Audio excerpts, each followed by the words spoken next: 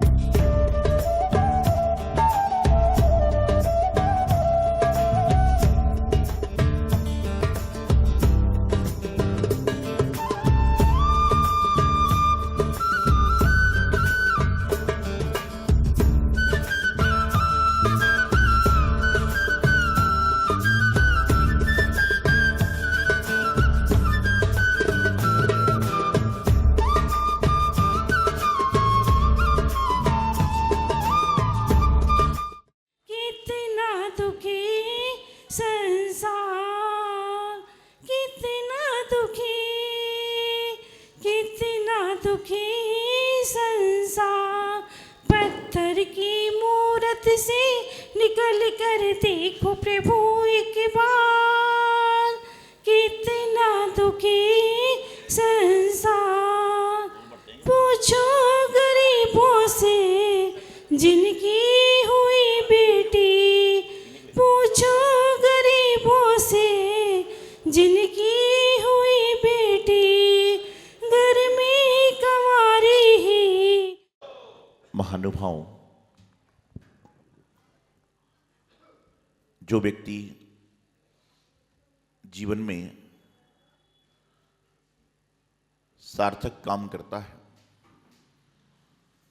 वह कभी भी उजूल फिजूल की बातों में नहीं पड़ता है, और जो व्यक्ति उजूल फिजूल की बातों में पड़ता है वह कभी जीवन में सार्थक कार्य कर ही नहीं सकता। सपोज कीजिए आपके पास में 1 घंटे का समय धर्म के लिए है, तो आप श्री जी के मंदिर में आओगे तो 1 घंटे धर्म करना चाहोगे, गुरुवाणी सुनना चाहोगे, गुरु के पास बैठना चाहोगे, भगवान के समीप बैठना चाहोगे, क्योंकि आपके पास में 1 घंटा है, वही अनमोल है। लेकिन जो व्यर्थ कार्य करने वाला व्यक्ति है वह 1 घंटे के लिए तो मंदिर में रहेगा, लेकिन श्री जी के पास 10 मिनट, गुरु के पास 5 मिनट और बाकी 45 मिनट बाहर चौकड़ी पर बैठ के अपना सारा धर्म कार्य छोड़कर वहां लगा रहेगा। जीवन में धर्मात्मा और धर्म दोनों एक दूसरे के साथ में चलते हैं। धर्म है तो धर्मात्मा है, और धर्मात्मा है तो धर्म चल रहा है। ऐसा नहीं कि धर्म समाप्त हो जाएगा, लेकिन पूरक बताते हैं कि धर्म है तभी तो आप धर्मात्मा हो। विधान था तो आप इंद्र थे, और विधान नहीं होता तो न इंद्र थे ना इंद्राणी थे। जीवन में कई बार व्यक्ति ऐसे मोड़ पर खड़ा हो जाता है जब उसको समझ नहीं आता है कि मैं क्या करूं क्या ना करूं, क्या हितकारी है क्या अहितकारी है। अभी भजन सुन रहे थे आप कि पत्थर की मूरत से निकलकर तो आओ बाहर एक बार। ये बात वो भी बोलने वाले जानते हैं, सुनने वाले भी जानते हैं कि भगवान जी कभी बाहर नहीं आ सकते, लेकिन भगवान क्या कहते हैं कि जो आपके अंदर छिपा हुआ मेरा अंश है, परमात्मा रूपी अंश जो आपके शरीर में विद्यमान है, उसको बाहर निकालो और पापात्मा से पुण्यात्मा, महात्मा, सदात्मा बनने का प्रयास करो, धर्मात्मा बनने का प्रयास करो। यही भगवान कहते हैं कि मैं तुम्हारे शरीर में किसी ना किसी रूप में विद्यमान हूं। प्रत्येक प्राणी के पास परमात्मा का वास है। जब आपके अंदर देने के भाव हो रहे हैं तो आपके अंदर परमात्मा के लक्षण, और जब आपके अंदर किसी से झपट के छीनने के लक्षण हो रहे हैं तो परमात्मा के नहीं बल्कि पापात्मा के लक्षण। पापात्मा और पुण्यात्मा व्यक्ति जन्म से नहीं होता बल्कि अपने कर्म से बनता है। कुछ लोग मंदिर में देने के भाव से आते हैं और कुछ लोग मंदिर में लेने के भाव से आते हैं। कुछ लोग मंदिर में आके अपनी कसायों को दूर करने का प्रयास करते हैं और कई लोगों की कसाई मंदिर से बढ़ गई हैं। कई लोगों के साथ तो मैं देखता हूं ऐसी स्थिति बन जाती है कि जब हम लोग होते हैं तो एक व्यक्ति दर्शन करने आता है तो दूसरा गेट के बाहर खड़ा रहता है और अक्सर मैं पूछता हूं भाई क्यों, तो बोले उससे महाराज मेरी बोलचाल नहीं है, जब तक वो कब्र में रहेगा मैं तो आऊंगा नहीं। क्या कर रहे हो? ये भगवान की मूर्ति विराजमान है आपके मंदिरों में, इतनी सारी चैत्यालय विराजमान हैं। हो सकता है कि एक आध मूर्ति किसी ऐसे व्यक्ति की भी होगी जिससे आपकी बोलचाल बंद है, तो क्या आप उन भगवान को नमस्कार नहीं करते हो? करते हो नहीं करते हो? क्यों करते हो? तो तुम्हारे दुश्मन की मूर्ति है। मूर्ति सिर्फ भगवान की होती है, किसी व्यक्ति की नहीं होती है। उसी प्रकार से जो गुरु होते हैं वो व्यक्ति के नहीं बल्कि पूरे समाज के, पूरे साधुओं के जो होते हैं पूरे सभी के लिए होते हैं और उनका आशीर्वाद सभी के लिए होता है। अंतर इतना है कि आपका सिर जितनी बार झुकेगा उतनी बार आपके सिर पर गुरु का आशीष मिलेगा। जब आपका सिर ही नहीं झुक रहा है तो आशीष की कामना कहां से करते? सिर झुकेगा जब ही आशीष मिलेगा। शीश झुके आशीष मिलेगा, सुबह और शाम दिन रात मिलेगा। शीश को झुकाऊं आशीष अपने आप मिल जाएगा। आज लोग पहले तो साल भर गोरख धंधे करते हैं और अनंत चौदस को उपास कर लेते हैं कि सारे हमारे गलत कार्य संपन्न हो जाएंगे। ऐसा नहीं होगा। करते ना लोग कि भाई 10 क्षण में धर्म बन जाओ, बाकी कुछ भी करते, ऐसा नहीं होगा। 10 क्षण जी के धर्म करने के बाद आपके जीवन में 350 दिन थोड़ा बहुत परिवर्तन आ रहा है तो 10 क्षण जी करने का फायदा है। सिद्ध चक्र महामंडल विधान में 8 दिन तो आप ऐसे बन गए थे जैसे आपसे बड़ा कोई धर्मात्मा ही नहीं है। उसके बाद की आपके आचरण क्या है? अरे रोज ठीक है, पूरे साल धर्म नहीं कर सकते लेकिन जितना बन सके उतना तो करो। व्यर्थ में तो मत करो, व्यर्थ में पापाचार तो मत करो। एक बार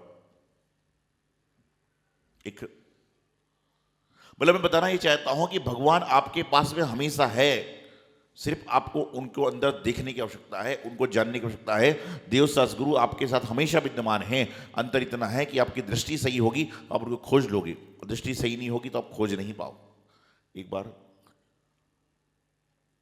रात के 1:30 बजे के आसपास एक बहुत बड़े सेठ को, काफी पैसे वाला धनाढ्य व्यक्ति था, पेट में थोड़ा दर्द हुआ। उसने पानी वगैरह पिया, दर्द सहन नहीं हुआ। उसने सोचा कि थोड़ा टहल के आ जाता हूं। वह घर के बाहर गया और टहलने के लिए थोड़े दूर में एक मंदिर था, वहां पहुंच गया। जैसे ही वहां पहुंचा मंदिर के पास तो देखता है कि मंदिर की चौखट पर एक व्यक्ति रो रहा है। रात के 1:30 बजे मंदिर बंद है, मंदिर की चौखट पर एक व्यक्ति रो रहा है। सेठ ने पूछा क्या हो गया भाई, क्या बात है? बोले भाई क्या बताऊं, मेरी पत्नी अस्पताल में एडमिट है, इलाज में बहुत सारा खर्चा आ रहा है और यदि मैंने उसके खर्चे के लिए पैसे नहीं जुटाए तो हो सकता है कि 8-10 घंटे में वो एकदम तोड़ देगी। सेठ ने कहा अच्छा इतनी सी बात। सेठ ने जो जेब में जो भी व्यवस्था होगी उससे दे दिए। वो व्यक्ति खुशी खुशी जाने लगा। तो सेठ ने उसको बुलाकर कहा सुनो, ये मेरा कार्ड ले लो, यदि और पैसे की जरूरत पड़े तो मुझे फ़ोन कर देना, मेरा आदमी ले जाएगा। बोले नहीं सेठ जी धन्यवाद, मुझे नहीं चाहिए। बोले क्यों?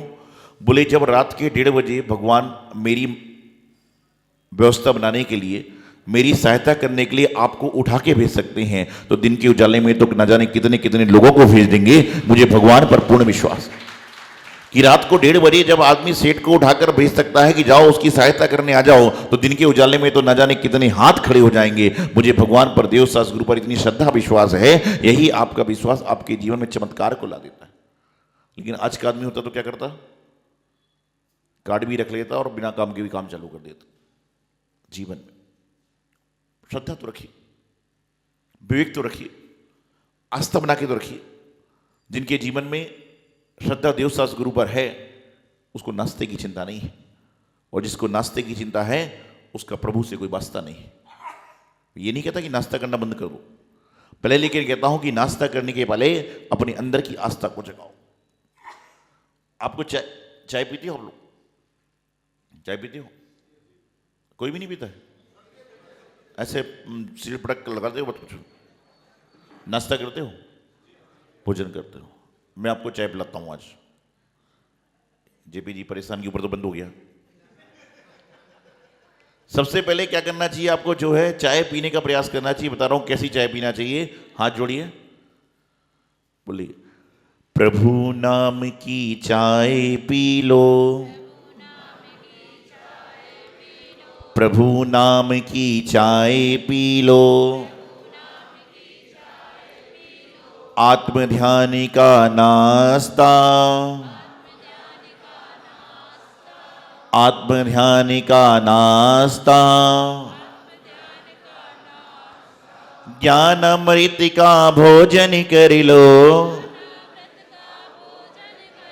ज्ञान अमृत का भोजन कर लो, यही मोक्ष का रास्ता। प्रभु नाम की चाय पी लो, आत्म ध्यान का नाश्ता,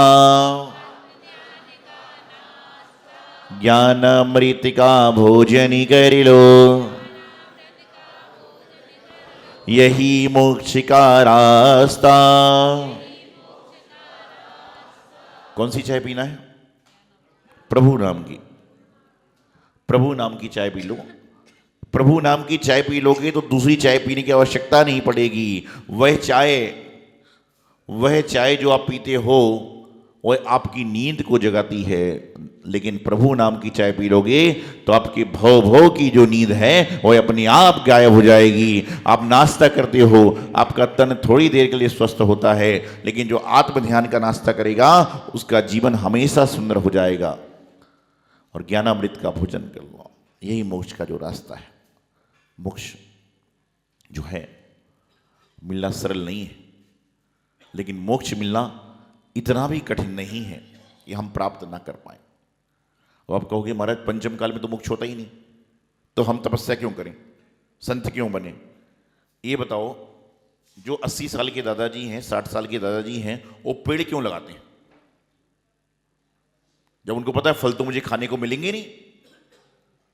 आपके घर के बाहर यदि घर के अंदर नल सप्लाई का नल आ रहा है, मान लो नल का पानी आ रहा है, नल का पानी 7 बजे आने वाला है, नल का पानी 7 बजे आने वाला है, आप बाल्टी कब तैयार कर देते हो? 7:10 पे कि पहले? क्यों? नल का पानी तो 7 बजे आने वाला है। कि पानी जब आए, लेकिन हमारा नंबर तो पानी लेने में आ जाए तो मोक्ष जब मिलेगा पता नहीं, लेकिन हमारा नंबर मोक्ष जाने में आ जाए। इसलिए हम लोग क्या करते हैं, सारे काम को करते हैं, सारे सदाचरण को, सारी क्रियाओं को करते हैं, और जो इन क्रियाओं को कर लेता है उनका काम अपने आप सफल हो जाता है। संसार बड़ा विचित्र है। जिस चीज के पीछे जितना भागोगे वह उतना आपसे दूर भागेगी, जितना जिस वस्तु को पाने का प्रयास करोगे वो आपसे दूर भागती जाएगी। इसलिए क्या करना कि पाने का प्रयास छोड़ दो, बोले जो होगा देखा जाएगा, जो है वो है। ये विचार करोगे तो कहीं दुखी नहीं रहोगे। लेकिन क्या करोगे आप? कहते ना कि जिसकी जैसी नजर होती है वैसे उसको सामने वाला दिख जाता है। आपने किसी व्यक्ति में कल्पना कर ली बहुत अच्छा आदमी है, तो उसकी छोटी मोटी गलती आपको दिखेगी ही नहीं। और आपने किसी की कल्पना कर ली कि ये बहुत बुरा आदमी है, तो उसकी गलती नहीं है तो भी आप सोचिए, आप लोग यहां मंदिर में बैठे हुए हो, आपको किसी का धक्का लग जाए, गुस्से में पीछे मुड़ कर देखो और मालूम चले कि आपकी जो बेटी जहां पर ब्याही है उसका ससुर जी है, फिर क्या होगा? गुस्सा आएगा नहीं आएगा? गुस्सा आएगा। आप बोलोगे अरे गलती से लग तो नहीं है आपको, मतलब मार धक्का हो रहा है, लगे उसको रहा, क्या बोलोगे? धक्का तो नहीं लग गया? और यदि मान लीजिए जिस आदमी से बोलचाल नहीं है, दुश्मनी है, और उसका धक्का नहीं लगा, गलती से हाथ से स्पर्श हो गया, टच हो गया, फिर पीछे मुड़ के देखोगे तो क्या बोलोगे? तो रोज रोज मुझे दिक्कत मारता है, मैं देखता हूं जब भी मैं मंदिर पहुंचता हूं तो मुझे धक्का जानबूझ के मारता है। वो बोला भाई साहब मैं तो 15 दिन बाद मंदिर आया हूं। वो कहता मैं तो 15 दिन बाद मंदिर आया हूं, तो क्या हुआ? 15 दिन पहले भी तूने हरकत करी थी। बोले मैं तो 3 महीने बाद फेस टू फेस सामने आया हूं। तो क्या है, जहां पर अपनापन है या डर है, दो बातें, या तो अपनापन है तो सारी गलती माफ है, या फिर डर है तो बस। और जहां पे अपनापन नहीं है, परायापन है, तो सारा होगा। अभी मैं देखता हूं विधान चलता ना, तो इतनी सही जगह में बहुत सारे लोग बैठ जाते हैं, और यदि उस समय कोई उनका जानकार आ जाए ना, तो जैसे आप लोग बैठे ना, तो ऐसे बैठे हो तो लोग ऐसे और पतले हो जाते हैं, बैठ जाए। और यदि मान लो कोई जानकार नहीं है और उनको मेरी आदत है कि महाराज जी कहीं ना कहीं उसको एडजस्ट करेंगे, तो पालती मारा और फैला लेता है कि बैठ ही ना पाए। ऐसा होता है, संसार में ही चल रहा है, संसार का चक्कर चल रहा है। आप तो ये देखिए कोई जानकार हमारा है कि नहीं, वह परमात्मा का जानकार है और वह हमारा धर्म का गुरु भाई है, गुरु बहन है, ये बोल के उसको जगा दोगे, आपके जीवन का कल्याण अपने आप हो जाएगा। परिचित को देखकर तो कुत्ता भी मुस्कुराता है, परिचित को देखकर तो जानवर भी मुस्कुराता है, और अपरिचित को देखकर जानवर भी धुतकारता है। तो तुम जानवर तो नहीं हो, क्या हो, जानवर तो नहीं हो। ठीक है, तुम्हारा खान पीन उनके जैसा हो गया, कोई बात नहीं, नाम तुम्हारे उनके जैसे हुए, कोई बात नहीं, लेकिन तुम्हारा जो जीवन है वह जानवरों जैसा तो नहीं है। खाने पीने का सिस्टम बदल गया। आपने रास्ते में जब गाड़ी से चलते हो, पैदल चलते हो, तो बहुत सारे आपने जानवरों को देखा होगा, वो खाते हैं ना। क्या खाते हैं वो, बताओ? जो मिल जाए वो सही। और कहां कहां खाते हैं? जहां मिल जाए वो सही।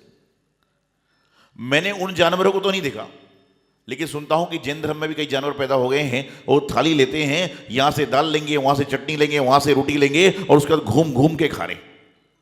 आपने कभी खाया घूम घूम के? पाप लग जाएगा, झूठ बोलोगे मंदिर में तो सारे। क्या होता है, घूम घूम कर जब खाते ना, हाथ में कहीं भी शादी पार्टी में जा रहे हो, यहां से लेकर चले। और कभी कहते हैं कि जब जहां पर रोटी बनती ना, कौन सी रोटी कहते हैं उसको? नान। नॉन क्या है? बोलते उसके सामने जाओ, उस समय आप देखना लोग प्लेट लेके खड़े थे, रोटी देना। वो बनाने वाले के सामने कह रहे, खड़े होके बोलते रोटी देना। अरे क्यों? शास्त्र कहता है कि कम से कम इंसान को इंसानियत के रूप से खाना चाहिए। ठीक है, जहां आवश्यक है कोई बात नहीं, अनावश्यकता से बचो।